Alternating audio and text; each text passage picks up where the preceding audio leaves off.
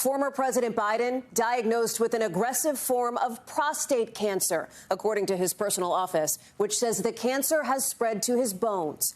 He and his family are now reviewing treatment options with his doctors.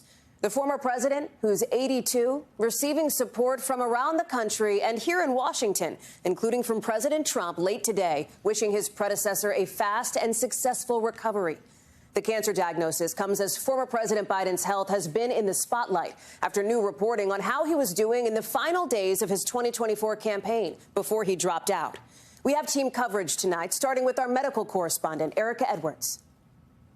Tonight, prayers pouring in for former President Biden after his personal office today revealed that he has an aggressive form of prostate cancer. Mr. Biden's office said the diagnosis came Friday after he experienced what they're calling increasing urinary symptoms and that the cancer has spread to his bones. Once the cancer has spread to the bones, it's no longer curable, but it's very treatable and very controllable.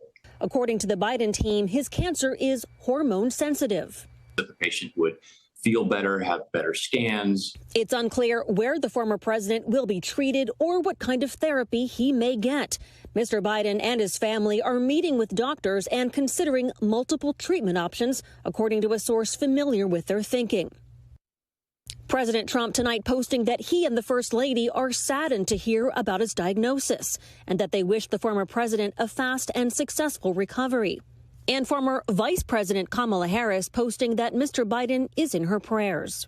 The American Cancer Society predicts more than 313,000 men in the U.S. will be diagnosed with prostate cancer this year.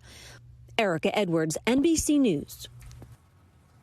Our Meet the Press moderator, Kristen Welker, is here with us now in Washington. And Kristen, this diagnosis comes at a time when the health of former President Biden was already so much under the microscope. Hallie, you're absolutely right about that. This was already such a challenging time for former President Biden and his family. A new book is set to come out in a matter of days that argues that the president's inner circle tried to conceal the state of his mental decline.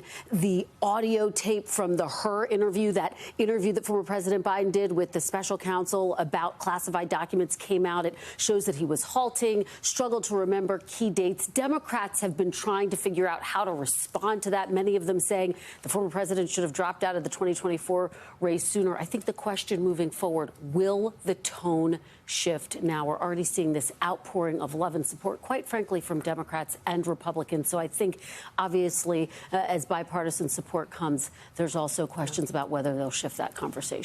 And other questions, too, Kristen, because with all of this comes questions about what is next now for former President Biden. Absolutely. I think it's an open question. He's huddling with his family in Delaware, trying to figure out what his next steps will be in terms of his treatment. We know that.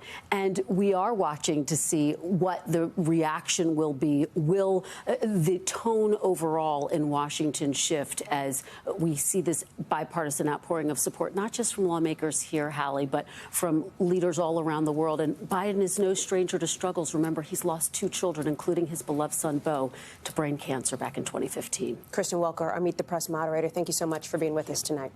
Thanks for watching. Stay updated about breaking news and top stories on the NBC News app or follow us on social media.